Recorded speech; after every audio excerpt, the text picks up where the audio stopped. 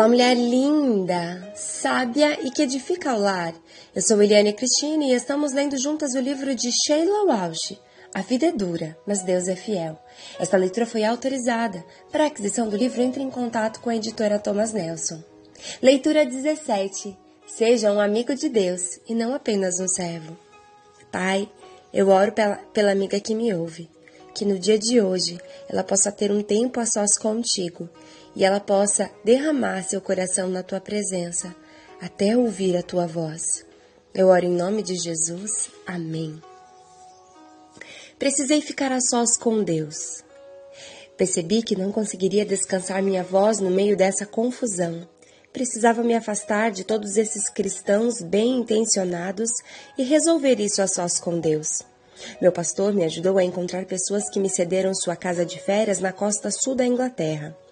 Juntei algumas coisas e levei minha cachorra Tilly, que seria minha única companheira durante 10 dias de oração e jejum na pequena casa de praia.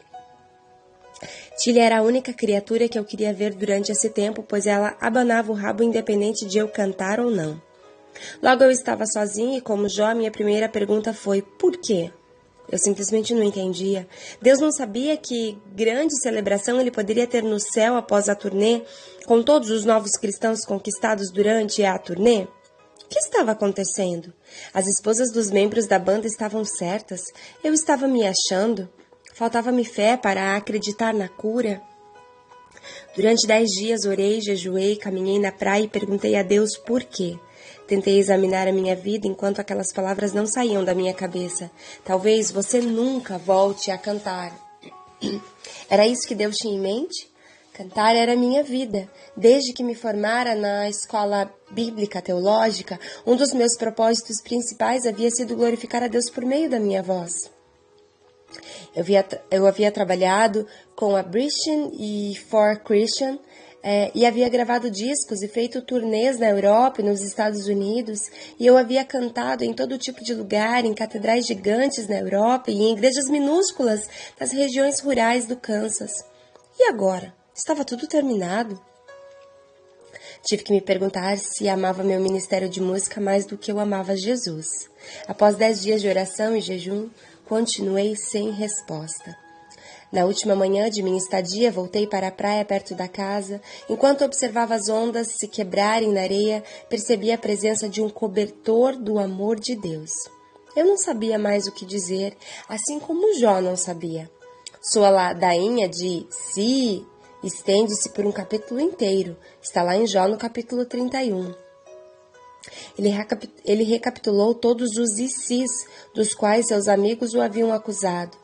Se eu tiver mentido e enganado, se eu tiver cobiçado a esposa de outro homem, se eu fui injusto com meus servos, se eu tiver prejudicado os pobres e causado o choro de viúvas, ou me recusado a alimentar os órfãos famintos, se eu tiver depositado minha confiança no dinheiro, se eu me regozijei com a dor do inimigo, que o Todo-Poderoso me mostre que eu errei. Enquanto orava na praia naquela manhã, eu disse a Deus: ok, eu desisto. Se for verdade que amo minha carreira mais do que a ti, se eu estiver em algum estado exaltado de egoísmo, então, por favor, tira tudo isso de mim. Não me devolvas a minha voz. Até então, eu não estava disposta a dizer a Deus que eu não precisava mais da minha voz. Mas quando disse aquelas palavras, senti a diferença. Nos momentos seguintes, tive a impressão clara de que Deus estava dizendo: Sheila, você não entende que eu a amo pelo que você é e não pelo que você faz? Você depositou toda a sua segurança no fato de ser Sheila Walsh, a cantora, a evangelista, a palestrante, a pessoa que vai para as ruas e faz tudo por mim. Mas não é por causa disso que eu amo você. Não me importa se você cantará novamente ou não. Eu não preciso que você faça algo por mim. Eu simplesmente amo você. Ponto de virada. O serviço cristão é um substituto fraco para o próprio Jesus. Precisamos perguntar-nos: quero me esgotar fazendo coisas para Deus ou quero a melhor parte, ser seu amigo e conhecê-lo face a face? Ali na praia, vulnerável e de mãos vazias, percebi que, daquele momento, eu era mais rica do que jamais sonhara. O serviço cristão é um substituto fraco para o próprio Jesus. Precisamos nos perguntar se preferimos nos esgotar fazendo as coisas para Deus ou se queremos a melhor parte, ser amigo de Deus. Deus tem muitos servos, mas poucos amigos. Durante os 10 dias de caminhada na praia, essa foi a única resposta que Deus me deu. Mas era o bastante. Entendi que para Deus existe uma grande diferença entre servidão e amizade. Na noite antes de morrer na cruz, Jesus disse aos seus discípulos que não queria chamá-los de servo, queria chamá-los de amigo, porque ele havia compartilhado com eles tudo o que ouvira de seu Pai Celestial. Está lá em João, no capítulo 15, do versos 14 ao 15. Por meio desses versículos, pude ouvir a voz de Deus me dizendo: Sheila, tenho muitos servos, mas poucos amigos. Tenho muitas pessoas que vão a lugares por mim, que fazem coisas por mim, mas poucas que simplesmente me amam. Esse pensamento ficou gravado na minha mente e no meu coração, e eu decidi ser um dos amigos de Deus. Não importava o quanto isso me custaria. Percebi que nunca havia perguntado a Deus se Ele queria que eu fizesse a turnê. Acho que pretendíamos fazer uma festa surpresa para Ele. Agora compreendi que Deus não queria que eu corresse para todos os lados fazendo coisas por Ele. Ele estava interessado na minha amizade, no meu amor e no meu companheirismo. Hoje ainda não compreendo tudo o que aconteceu na época. Não entendo porque as coisas deram errado e porque algumas pessoas se sentiram magoadas com o cancelamento da turnê. Mas uma última impressão jamais enfraqueceu. Não me importava se eu nunca mais voltasse a gravar um disco, se eu nunca mais voltasse a cantar uma música, se eu deixasse de alcançar o topo das paradas cristãs. Tudo o que importava era quem eu era para Jesus. Naquele dia, lembrei-me de algo que minha mãe havia dito quando eu ainda era uma garotinha. A pessoa que você é quando está a sós com Jesus é quem você realmente é. Isso vale para todos nós. A pessoa que somos aos olhos de Jesus Cristo, nosso Salvador e amigo, é quem somos de verdade. Nossa imagem na opinião pública não importa. Quem somos quando estamos a sós com o Senhor, o resto é mera teoria. Sheila, sua garganta está curada. Alguns dias após voltar para casa, voltei ao médico. Havia passado pouco mais de 2 semanas desde o dia em que ele me instruíra a não falar. Ele fez um raio-x e, após analisá-lo, olhou para mim com um olhar de surpresa. Sheila, o nódulo desapareceu. Simplesmente desapareceu. Mesmo assim, sugiro que vá com calma e fale pouco durante as próximas 2 semanas. Mas tudo indica que sua garganta está curada. Voltei para casa, me sentindo nas nuvens. Sentei-me para expressar meus sentimentos e meus pensamentos em algum tipo de música. Ao longo dos dias, pensei em como os trapezistas precisam de alguma rede de segurança quando começam. Mais tarde, tornaram-se mais confiantes e retiraram a rede. Era uma imagem espiritual daquilo que eu havia feito com minha vida. Eu havia decidido que já era experiente o suficiente para fazer tudo por conta própria e que não precisava mais da rede de segurança. Deus me devolveu a voz, mas me deu também uma advertência suave.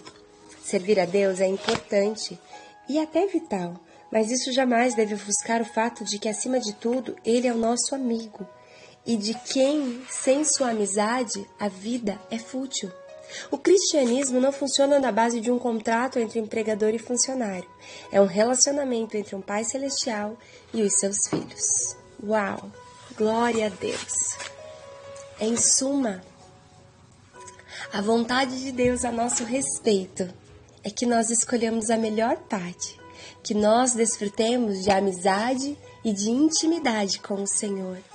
E as demais coisas, quando a gente busca o reino dos céus, elas nos serão acrescentadas. Eu não sei o que você tem buscado, mas eu gostaria que você nesse momento dosasse a sua busca e colocasse o seu relacionamento com Jesus em primeiro lugar.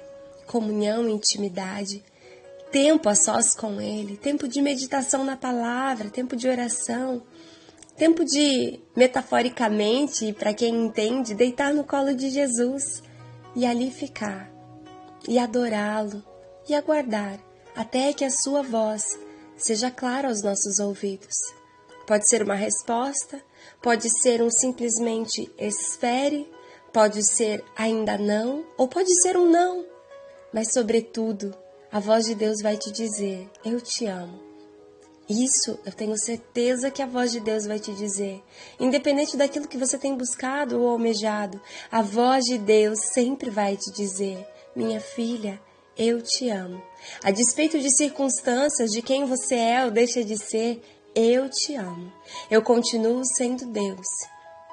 E eu estou de olho em você, menina. Essa é a palavra do Senhor a nosso respeito. Os olhos do Senhor estão sobre a face da terra, procurando aqueles que verdadeiramente o adorem. Que nós possamos ser encontradas como mulheres que buscam a face do Senhor e o adoram em espírito e em verdade. Um grande beijo, Deus te abençoe e até a nossa próxima leitura.